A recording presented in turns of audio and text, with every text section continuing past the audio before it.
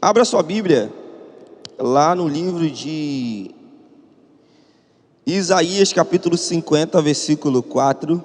Eu vou estar dando continuidade aqui a mensagem que Tiago trouxe semana passada. Tiago não está aqui hoje, está comemorando uns aniversários de casamento dele aí, o aniversário de casamento dele está aí. Espero que ele não esteja na live, em nome de Jesus, né? Tiago? Se você estiver assistindo a live aí, desliga aí, em nome de Jesus. Vê depois a gravação. Glória a Deus, meu irmão. Quem tiver ouvidos para ouvir, ouça, né, meu irmão? Então, Tiago esteve falando aqui sobre as 5 características dos discípulos de Jesus. E eu vou abrir aqui em Isaías, que nós vamos falar hoje sobre, na verdade, o que é ser um discípulo de Jesus. Deixa eu abrir aqui minha Bíblia aqui em Isaías, um minuto. Isaías capítulo 50, nós vamos ler o versículo 4. Isaías 50, 4. Diz assim: O soberano Senhor me deu uma língua instruída para conhecer a palavra que sustém o exausto. Ele me acorda todas as manhãs, manhã após manhã, desperta o meu ouvido para escutar, como alguém que está sendo ensinado. Em outra versão diz assim: o Senhor me deu a língua dos instruídos para que eu saiba sustentar com uma palavra o que está cansado. Ele desperta-me todas as manhãs, desperta-me o ouvido para que eu ouça como discípulo. Senhor, nós oramos para que essa palavra possa tocar nos nossos corações, de acordo com a sua vontade. O Senhor possa traduzir e o Senhor possa chegar em nossa mente e no nosso espírito, de acordo com a tua vontade, em nome de Jesus. Amém. Então é o seguinte, a palavra-chave para o que a gente vai estudar hoje aqui é o seguinte: escutar como um discípulo. Então, quando Jesus esteve aqui na terra, quando Jesus veio aqui, ele, durante todo o seu ministério, ele não apenas ensinou coisas ou mostrou o jeito certo de fazer as coisas, mas a principal preocupação de Jesus era formar discípulos. Jesus, ele se preocupou tanto em formar discípulos que, ao início do seu ministério, ele não saiu nas ruas pregando, arrebatando multidões, recrutando um monte de gente, não, mas ele foi específico em recrutar pessoas chaves. Ele foi específico em recrutar pessoas que tinham uma mesma característica. Eles eram diferentes porque talvez eles não tinham a mesma inteligência, eles não tinham o mesmo intelecto, eles não tinham as mesmas profissões, eles não tinham uma característica específica para você dizer, cara, esse aqui vai ser um discípulo de Jesus. Mas depois que Jesus escolheu os seus discípulos, a gente consegue perceber que Jesus levou uma coisa em consideração: aquele que tinha ouvidos para ouvir o seu ensinamento. Ou seja, o principal requisito ou padrão que Jesus usou para escolher os seus discípulos foi um ouvido atento e um espírito ensinável. Então foi dessa maneira que ele concentrou a obra ali do seu ministério na prática de formar discípulos.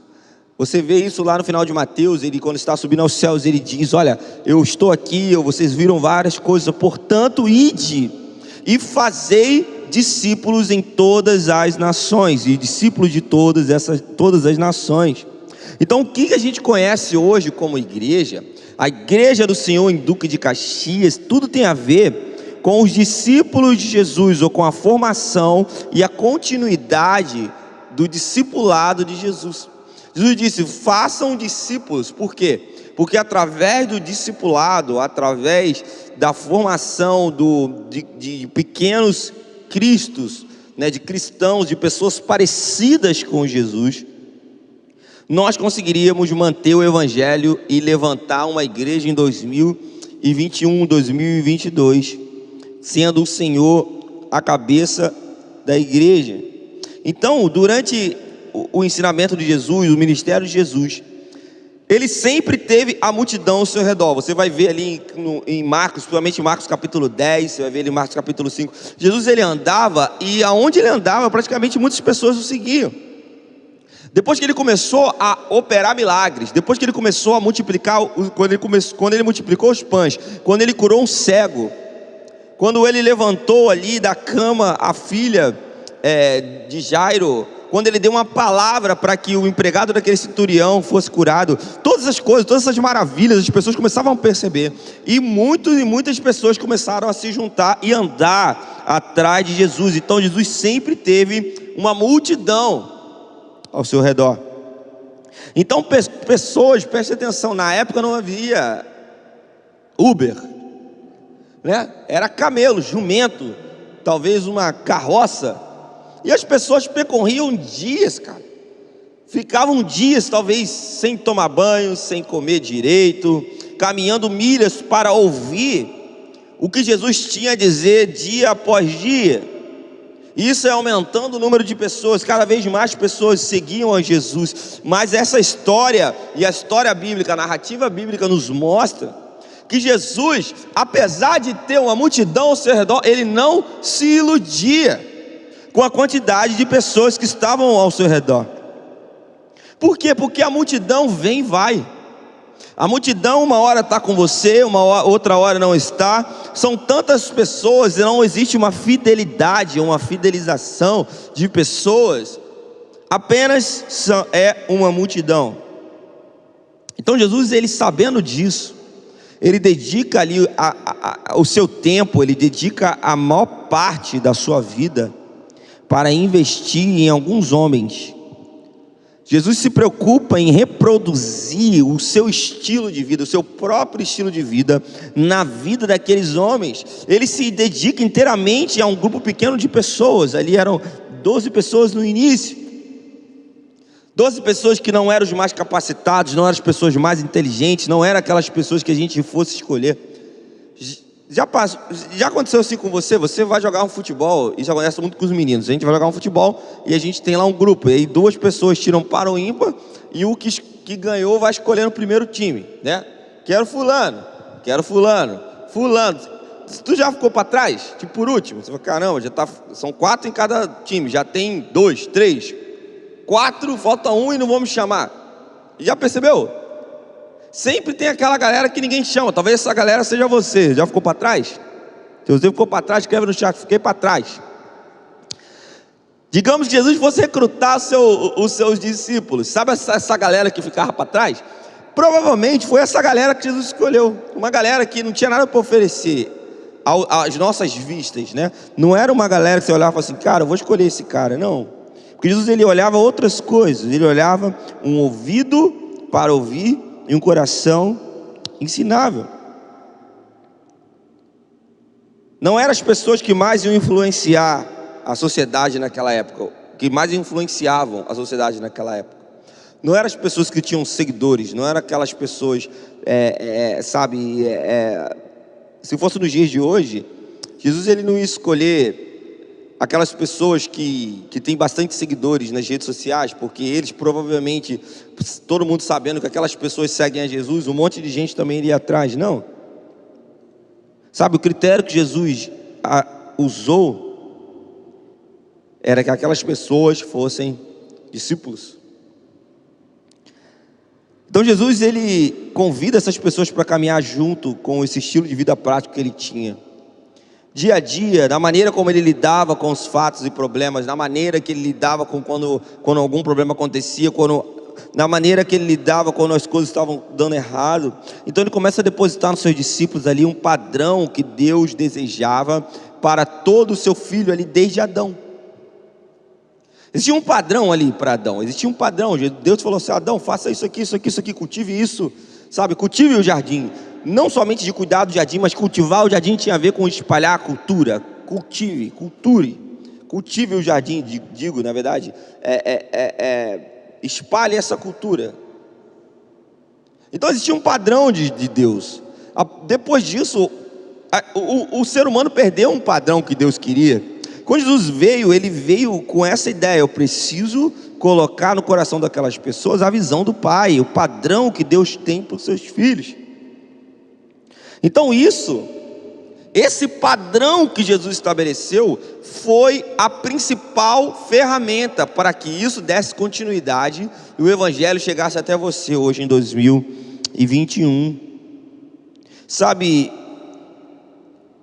isso aconteceu porque os discípulos tiveram um ensinamento prático de vida na vida e foram passando isso de pessoas para pessoas e aplicaram esse estilo de vida de Jesus na igreja. Então hoje no mundo moderno, no mundo que a gente vive, existem muitas nomenclaturas para aquelas pessoas que frequentam a igreja. Por exemplo, membro de igreja, né? E você é membro de qual igreja? Já aconteceu isso com você? Você é membro de qual igreja? Você é crente?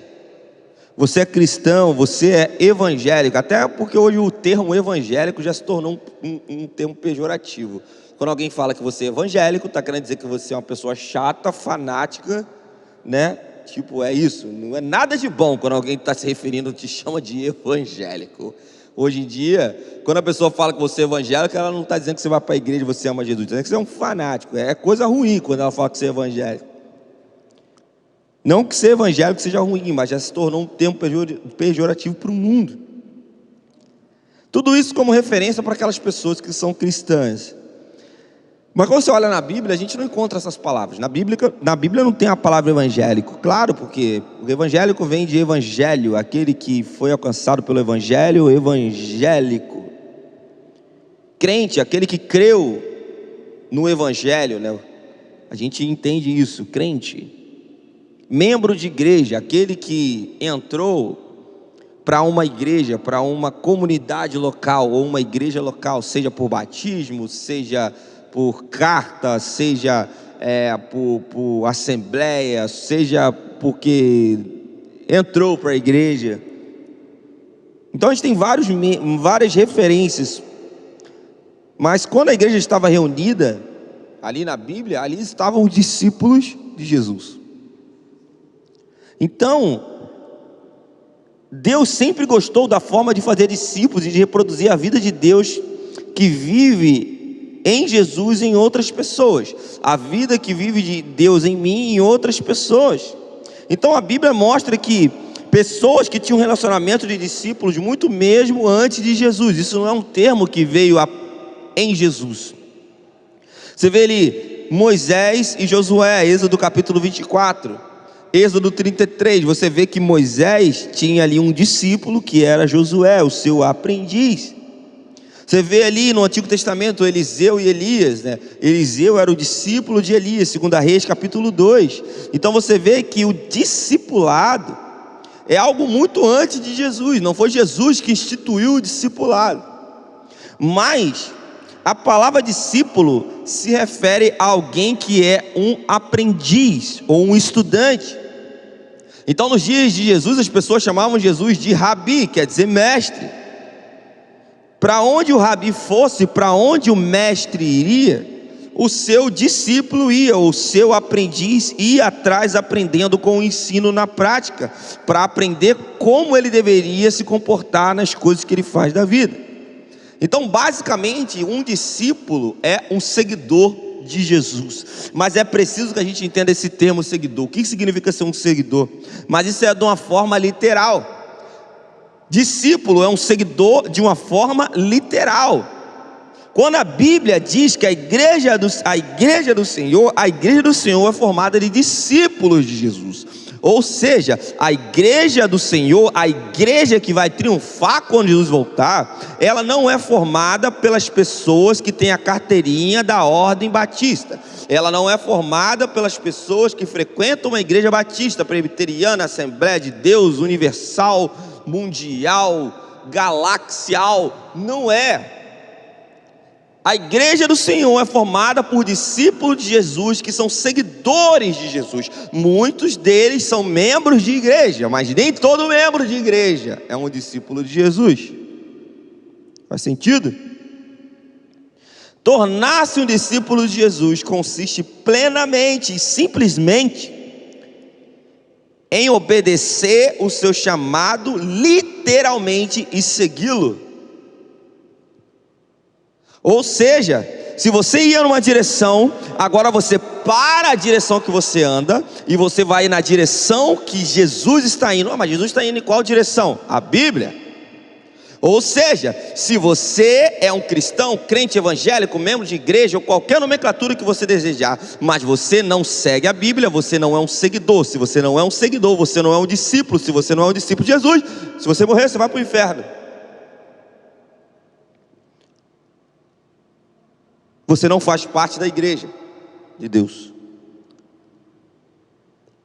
Quando Jesus chama os seus discípulos, Ele chama aqueles que tinham ouvidos para ouvir e um coração ensinável, disposto a largar o que tivesse de ser largado para entrar para o reino de Deus. Sabe, hoje acontecem muitas coisas dentro do reino de Deus que nos fazem simplesmente questionar e pensar: será que realmente nós estamos vendo o reino de Deus? Será que nós estamos inseridos numa comunidade? Será que essa comunidade que nós estamos inseridos, seja você de qual comunidade local for, está seguindo os padrões do reino de Deus?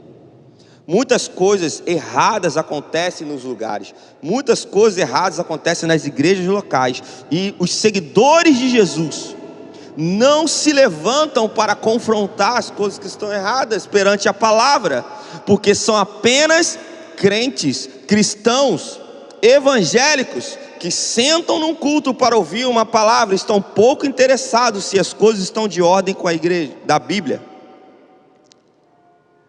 E eu fico pensando, quando Jesus estava entre nós e Ele entrou perto de uma igreja e Ele viu que tudo que estava acontecendo estava errado, simplesmente com toda a educação, Ele deu um bico nas mesas e elas voaram. Porque a minha casa será chamada uma casa de oração. E é isso que Ele espera que seus discípulos façam. Você está dizendo o que, Júnior? Nós temos que começar a dar um bico nas mesas? Não, não é isso. Chutar as mesas não quer dizer que você vai chutar as mesas de uma forma literal, chutar os bancos. Mas chutar as mesas quer dizer você se arrepender da sua vida de pecado, sua vida errada, e você se consertar à luz da palavra, virar um verdadeiro discípulo, para você ter autoridade de exortar a igreja. Amém? Jesus deixa uma ordem no momento que Ele está subindo aos céus, para os seus discípulos formassem discípulos. Ou seja, meu irmão, o evangelho, ele tem sentido quando eu discipulo uma outra pessoa. Ele disse: façam discípulos. Ou seja, Jesus, Ele não está feliz com você que senta na igreja para ouvir a palavra e vai embora e não discipula ninguém, não prega para ninguém, você só quer receber, você está em pecado. A Bíblia diz que você deveria fazer discípulos. Então um discípulo que não faz discípulo está em pecado. Você precisa sair do seu lugar de conforto, você precisa entender o verdadeiro evangélico, o verdadeiro evangelho, e deixar de ser um evangélico e virar um seguidor de Jesus. Ele diz o seguinte: aquele que creu, se arrependeu, foi batizado, recebeu o dom do Espírito Santo, que é a salvação. A Bíblia chama de discípulo de Jesus. A Bíblia não chama de crente, não chama de cristão, não chama de evangélico, não chama de membro de igreja, não chama de homem ou mulher batista, chama de discípulo de Jesus. Para você ser um homem ou uma mulher batista, é só você entrar para uma igreja batista, ser batizado por imersão e confessar, e está tudo certo. Para você ser um presbiteriano, é só você entrar lá, ser batizado por aspersão, e está tudo certo. Para você ser de qualquer outra denominação, você faz aquilo que tem que acontecer. Mas para você entrar para o reino de Deus, na porta dos céus, você precisa ser um seguidor. Quando você morrer e você estiver lá, não vai ter, sabe, um secretário da igreja com a lista, se você não, lá vai ter Jesus com um livro, e lá o seu nome precisa estar. Então não importa se você está sendo incluído dentro da igreja da terra, não importa, meu irmão, se você precisa de uma igreja inclusiva, se a sua vida é totalmente diferente da Bíblia. Mas agora eu concordo com outro tipo de coisa. Eu concordo, talvez você não concorde com o que a Bíblia diz sobre casamento entre homem e mulher. Talvez você não concorde com isso. Você tem todo o direito de concordar, e talvez você queira fazer parte de uma comunidade. Talvez você não concorde que o homem precisa ter só uma mulher, e você acha que isso está errado, e você quer fazer parte de uma comunidade. Não tem problema você querer fazer parte de uma comunidade, mas o negócio não é se você vai entrar na comunidade local. O negócio é se o seu nome está escrito no livro da igreja celestial. É lá. É para lá que nós estamos indo.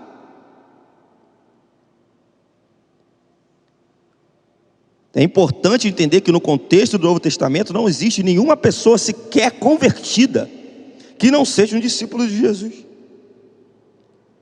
Não existe. Todo convertido é discípulo de Jesus na Bíblia. Aquele que creu, se arrependeu, foi batizado, recebeu o dom do Espírito Santo, a Bíblia chama de discípulo. Então, os conceitos importantes sobre discípulo.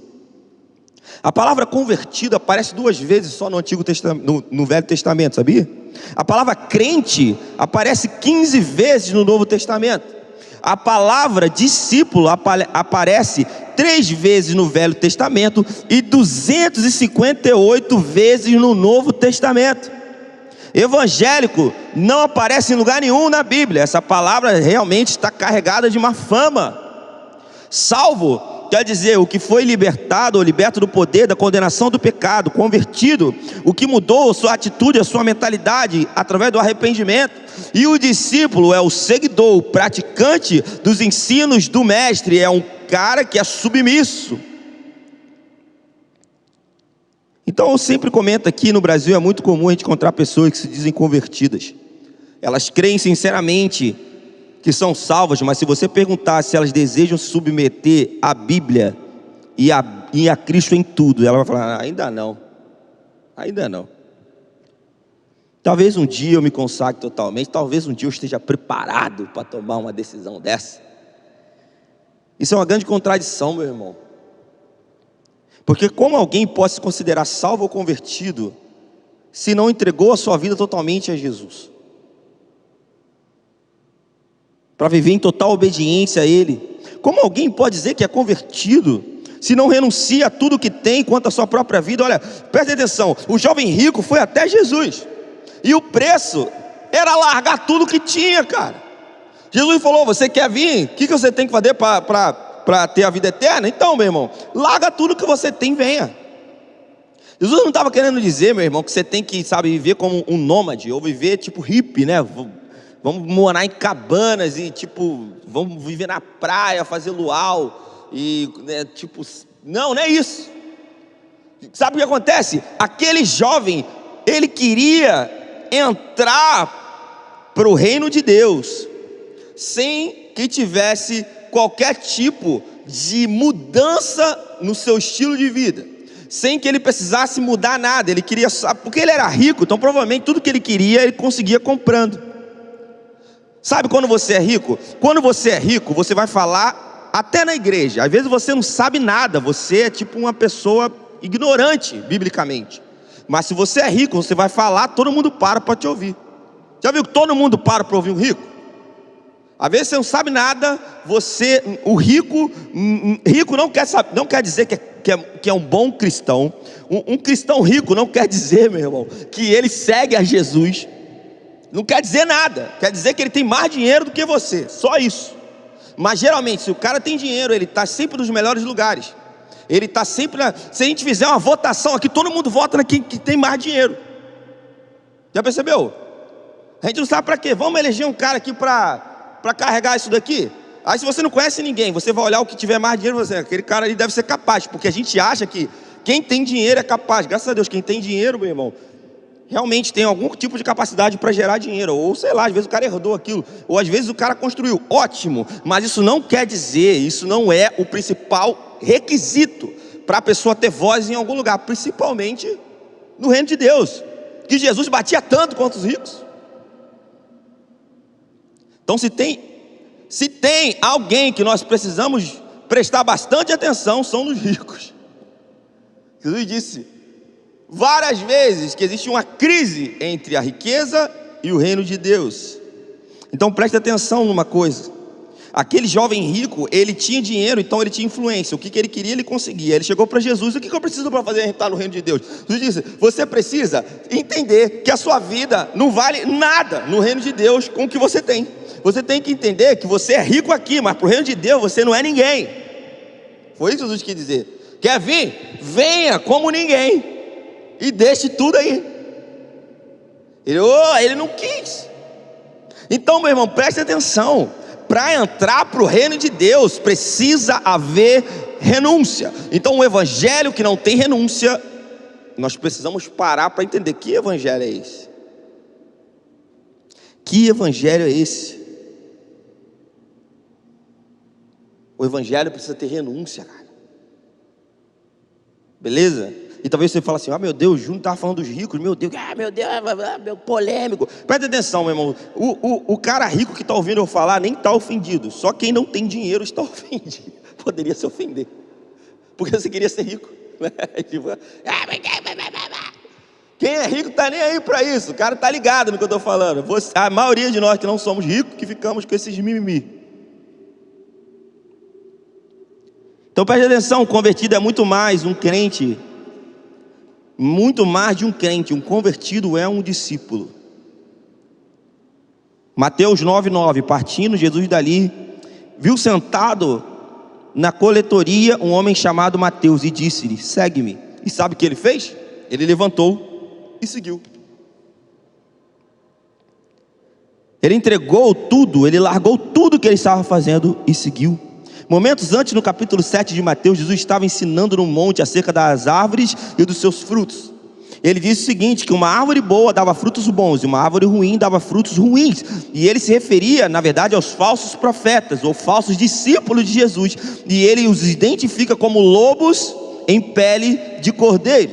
E Mateus 7:21 diz assim: nem todo o que me diz Senhor, Senhor entrará no reino dos céus, mas aquele que faz a vontade do meu Pai que está nos céus. Outro mais para frente, Jesus diz: aquele que me ama é aquele que ouve os meus mandamentos e obedece. Então, meu irmão, o que vai provar se você ama ou não Jesus não é a quantidade de culto que você assiste, não é o tanto de dízimo que você dá na igreja, não é o valor da sua transferência ou do seu Pix para a conta da igreja. O que vai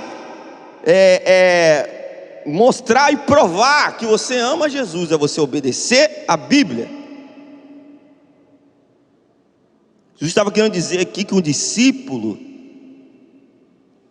não consiste em saber o que Jesus faria no meu lugar. O que Jesus faria no meu lugar? Meu irmão, você não precisa somente saber o que Jesus faria no seu lugar, se você não faz. Você precisa fazer o que Jesus faria em seu lugar. Então é necessário obedecer e fazer a vontade do Pai. Quando você vê algo que está acontecendo, você não tem que ficar pensando o que Jesus... Não, você tem que saber o que Jesus faria e fazer o que Jesus faria. Se você sabe o que Jesus faria no seu lugar, mas você não se move para fazer, você está em pecado. É assustador o que eu vou dizer, mas hoje em dia, na igreja, existe um falso, ou um espírito de falsa profecia, ou um falso espírito de profecia, semelhante ao que havia em Israel ali nos tempos de Jeremias, quando o povo estava ali debaixo da condenação de Deus, por causa da rebelião que tinham. E os falsos profetas diziam que todos estavam em paz com Deus, levando o povo ao engano. Diziam: está tudo certo, o importante é que Deus te ama. Digamos que se fosse nos dias de hoje, eles iam escrever várias frases de efeito para você repostar na internet, que dizem que está tudo bem, e que está tudo bem, que vai dar tudo certo na sua vida, e o importante é que Deus ama você. Praticamente era isso que estava acontecendo ali no tempo de Jeremias. Levava o povo para o engano. As pessoas vêm para a igreja, sentam, escutam uma palavra, saem daqui e falam: cara, que palavra legal, e não mudam nada na sua vida, continuam fazendo as mesmas coisas. Você encontra um crente, cara, que tem 10 anos de igreja, daqui a pouco o cara tem 15 anos de igreja, o cara é o mesmo cara, mau caráter, é o mesmo cara que faz um monte de coisa errada, é o cara que você não pode confiar nele. Ou seja, que tipo de evangelho é esse que não muda a vida de ninguém? Que tipo de evangelho é esse que não faz você amadurecer em nada? Que tipo de evangelho é esse que você só está preocupado se você está empregado ou não, se você está com dinheiro ou não, se você está comprando um carro ou não? Que tipo de evangelho é esse? O que acontece é assustador, que esse falso espírito de profecia, que engana o povo, que faz o povo sentar na igreja, ouvir uma palavra, ouvir uma canção, ouvir uma pregação no YouTube e achar que está tudo certo na sua vida, e na verdade você está indo em direção ao abismo, em direção ao inferno, em direção às coisas erradas, porque Deus não está satisfeito com a sua vida. Sem você perceber, sabe, os seus valores estão sendo trocados, aquilo que você sempre defendeu na Bíblia, agora você não defende, porque olha, talvez a Bíblia tenha que se dobrar à atualidade, e você está sendo empurrado para o abismo. Jeremias 6,14 diz: também se ocupavam em curar superficialmente a ferida do meu povo, dizendo paz, paz, quando não há paz. Não havia paz, não estava acontecendo nada de paz entre Deus e os homens.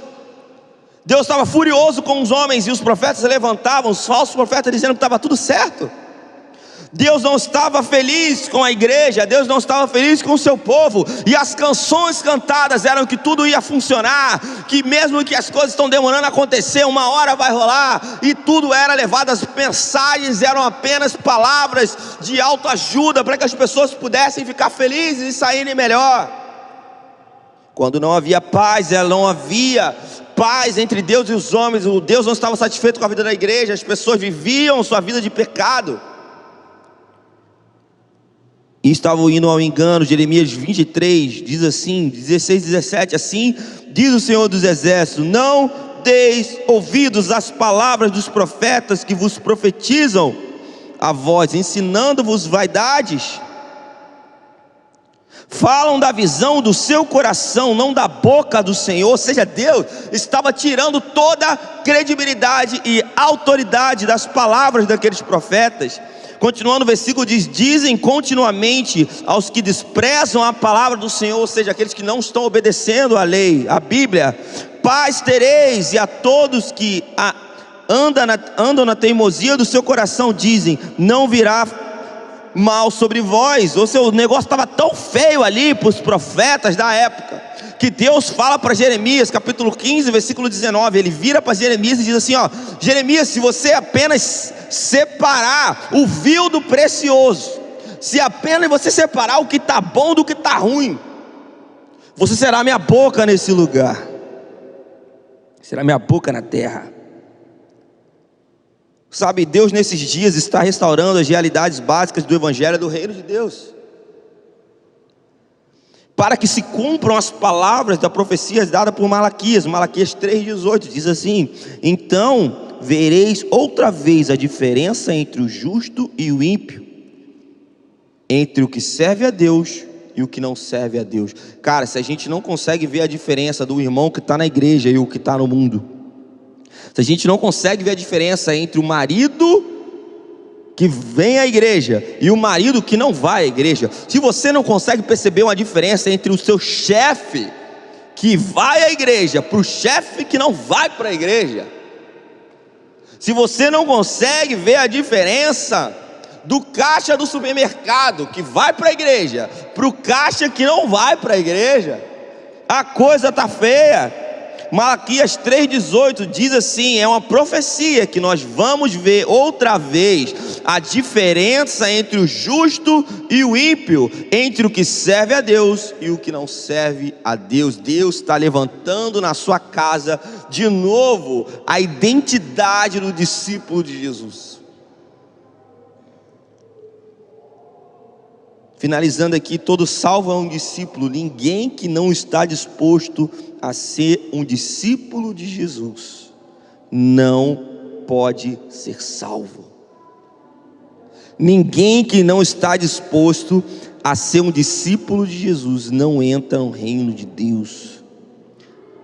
não faz nem parte do reino de Deus. Sabe o que é o reino de Deus? Eu tenho pensado muito o que é o reino de Deus ultimamente. Essa palavra reino de Deus tem atormentado a minha mente. O que é o reino de Deus, né? Eu me lembro quando eu fui fazer concílio, me perguntaram: o que é o reino de Deus? Eu tinha que explicar o que é o reino de Deus. E a resposta dos livros do que é o reino de Deus é: o reino de Deus é aonde a vontade de Deus é feita. Ou seja, no reino de Deus, a vontade dele tem que ser feita. Se a vontade dele não está sendo feita, aquilo não é reino de Deus. Mas parece uma igreja, mas não é reino de Deus. Mas parece uma família cristã, mas não é reino de Deus. Reino de Deus é onde a vontade de Deus é feita. Amém? Feche seus olhos. Jesus nos ajude a sermos os seus discípulos verdadeiros. Nos ajude a entender o que é ser um discípulo. Abra o nosso coração, abra a nossa mente. Nos mostre o que é ser o discípulo de Jesus. Olha, eu oro para um batismo de arrependimento na nossa igreja. Eu oro para que a nossa igreja se arrependa das coisas erradas.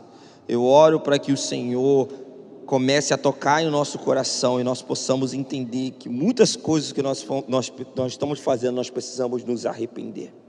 Eu oro, Pai, que o Senhor venha com arrependimento sobre nós, venha com arrependimento sobre a liderança da igreja, venha com arrependimento sobre os professores da EBD, venha com arrependimento sobre as pessoas do louvor, pessoas da mídia, do teatro, venha com arrependimento sobre as pessoas que frequentam a igreja, que não estão trabalhando em nenhum tipo de departamento, venha com arrependimento aqueles que frequentam e trabalham em outros departamentos. Senhor, venha com arrependimento sobre a nossa igreja, Pai. Eu oro para que o Senhor libere um batismo de arrependimento. Não nos deixe dormir.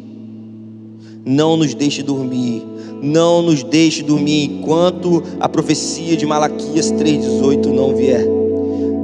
Enquanto não começarmos a ver a diferença entre o que serve a Deus e o que não serve a Deus, não nos deixe dormir. Tire o nosso sono, Pai. Tire a nossa paz. Não nos deixe na mediocridade. Ser medíocre é ficar na média. Mas olha só, para a média da cidade tá bom, não tá bom não. Nós não fazemos a média pelas igrejas da cidade, nós fazemos a média pela Bíblia. Não nos deixe ser medíocres, viver na média, Pai, na mediocridade, mas nos leve a um patamar da Sua palavra. Nos torne uma igreja forte na Tua palavra, uma igreja pronta a obedecer, uma igreja que tem ouvidos para ouvir e que responda e corresponda ao que o Senhor já está fazendo. O Senhor fala, o Senhor fala, o Senhor fala, meu irmão. Nós não estamos na época dos profetas. Deus não precisa mandar um raio do céu, Deus não precisa mandar um profeta aqui para exortar a igreja. Deus fala direto com você através do Espírito Santo. E Pai, eu oro que o Senhor tire o nosso sono, tire o nosso sono, Senhor. Nos incomode, nos incomode. Não nos deixe como mesmos. Nos faça ser discípulos de Jesus, Senhor. Que o que o Senhor tem no nosso coração seja uma resposta prática. Faça-nos sair, Senhor, sair da nossa zona de conforto, de gerar discípulos, de passar a mensagem do Evangelho para o próximo. Retire sobre nós, retire de nós, Pai, tudo que nos prende no nosso eu, tudo que cega os nossos olhos. Retire sobre nós a condenação da desobediência. Libere sobre nós a Tua palavra. Ai de nós se não respondermos o que o Senhor diz. Ai de nós se não correspondermos à palavra de Deus. Ai de nós se não correspondermos à mensagem vinda dos céus. Que nos mate, Senhor. Se necessário, nos mate, mas nos faça uma igreja poderosa para o Senhor. Retire de nós aqueles que não estão te ouvindo. Eu oro, Pai, que o Senhor converta os nossos corações. Traga um temor sobre nós. Traga um temor que o Senhor é Deus e o Senhor é fogo consumidor. Traga um temor sobre a igreja. Faça-nos ter temor do Senhor. Faça-nos viver a nossa vida sabendo que o Senhor é o Deus que tudo vê. O Senhor está vendo. O Senhor só não está vendo a nossa vida que está dando errado, não. O Senhor não está vendo a sua vida para liberar sua bênção sobre você, não, meu irmão. O Senhor está vendo a sua vida para trazer alinhamento sobre a casa de Deus. Ele diz que a tua vara e o teu cajado me consola. A correção é o amor de Deus com seus filhos. O pai que ama corrige os seus filhos. Eu oro, Pai, para que o Senhor exorte a nossa vida. Exorte a nossa vida.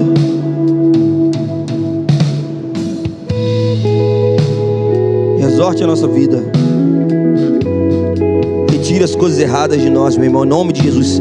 Você que está na sua casa, fique em pé no seu lugar, bote a mão no seu coração, em nome de Jesus. Eu oro para que você fique em pé. Fique em pé, bote a mão no seu coração e diga: Pai, retire de mim, retire de mim, retire de mim o que não vem do Senhor. Me dá um coração ensinável, me dá uma vida que responda e corresponda ao seu evangelho. Faça comigo, Pai, em nome de Jesus. Eu oro que o espírito de arrependimento venha sobre a Cibiduca de Caxias. Eu oro que o Senhor nos batize com o teu fogo. Eu oro, Pai, em nome de Jesus, que o Senhor alinhe a nossa vida. O Senhor tire o que precisa ser tirado. O Senhor alinhe o que precisa ser alinhado, para que nós possamos prosseguir para o alvo do Senhor.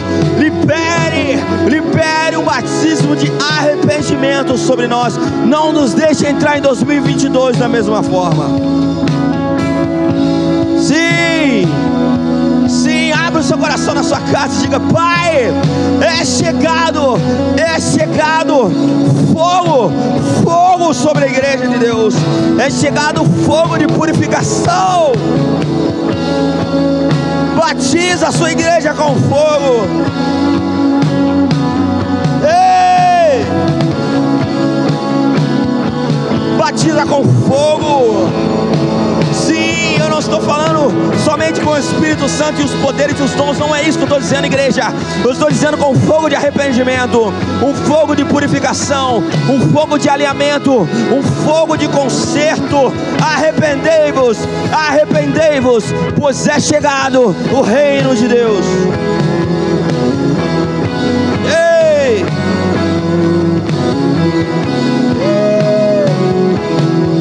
Eu me arrependo, Senhor.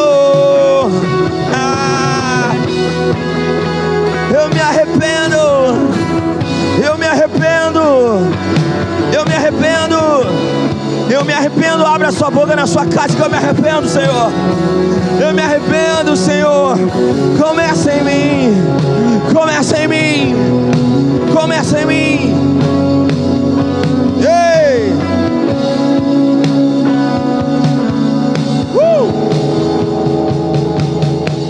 Aleluias!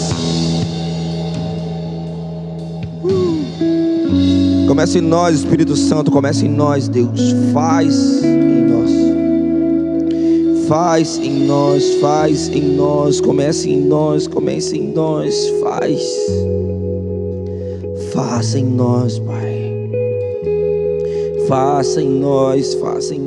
Comece em mim. Começa na minha vida, no meu coração, nos meus pensamentos. Malaquias 3,18. Então vocês verão novamente a diferença entre o justo e o ímpio, entre os que servem a Deus e os que não servem a Deus.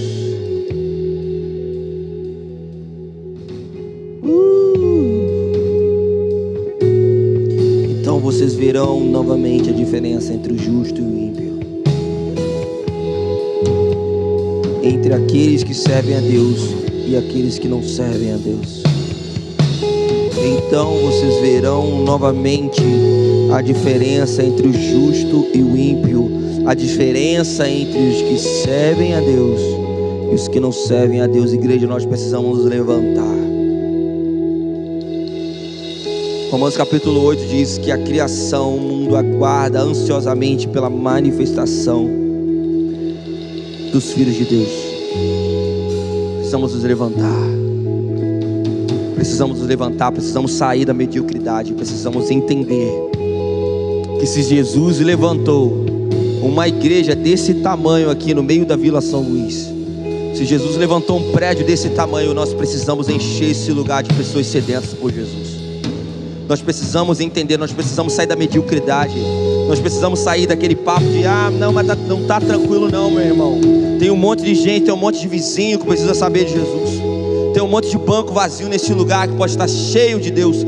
Tem um monte de pessoas que precisavam ser mudadas, que precisavam crescer, precisavam amadurecer. Nós precisamos sair dessa mediocridade. Nós precisamos crescer. Sabe, eu fico pensando numa palavra. Eu penso no profético. O profético, meu irmão, não tem nada a ver com o pentecostal, mas o profético tem a ver com a mensagem. Se a igreja tem 75 anos, sabe, 24 de novembro de 64, se eu não me engano, a idade, o ano, eu posso ser que eu esteja errado. Eu sou ruim de conta assim, de anos. Se um grupo de irmãos de 20, 30 pessoas tiveram uma visão de Deus de construir um prédio de 3, 4 andares em um lugar gigantesco que cabem 800 pessoas, é para que esse lugar fique entupido de gente sedento por Jesus. É para que nós tenhamos 2, 3 cultos aqui por domingo. Chega, meu irmão, de você achar que está tudo certo. Não está certo. Não está certo e precisa começar a partir de mim, precisa começar a partir de você. Se nós alinharmos a nossa vida naquilo que Deus tem, nós vamos honrar. 75 anos atrás, quando pessoas receberam a palavra de Deus para construir esse prédio, sabe onde estão as pessoas que querem ouvir a Deus? Onde estão as pessoas que querem ver isso acontecer? Sabe, Senhor, começa em mim. Nós temos a oportunidade de fazer um 2022 diferente. Nós temos a oportunidade de pregar o Evangelho, de consertar a nossa vida e encher a casa de Deus de pessoas sedentas pelo Evangelho do Senhor, amém. É isso que eu acredito, é por isso que eu gasto a minha vida, é isso que eu faço o dia inteiro aqui, é isso que eu entrego a minha vida. Às vezes eu nem entendo o que eu estou fazendo da minha vida. Eu falo, Senhor, para que eu estou fazendo essas coisas? E o Senhor me mostra, isso, é para isso, meu irmão. E eu não estou entregando a minha vida em vão. Eu não estou entregando a minha vida em vão.